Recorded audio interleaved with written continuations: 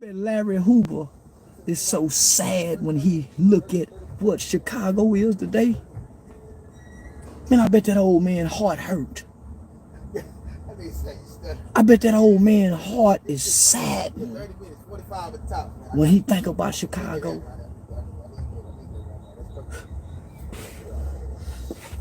Home of black genocide, known to the world for killing more black people than the Ku Klux Klan, known to the world for more black people dying in Chicago than the war in Iraq, so they called it Chirac. And out of all the years of Chicago being called Chirac, not one police officer was killed and one white person died.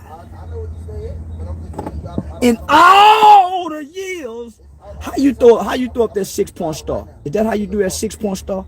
In all the years of that 6-point star, nigga, being thrown up by them niggas, them pitchforks, it's been a war.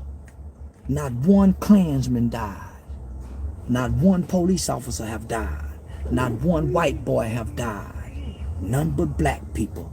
Pitchforks up, pitchforks down. Pitchforks up, pitchforks down. Because they kill their own kind at a rate like no other, that they took on the name Chirac.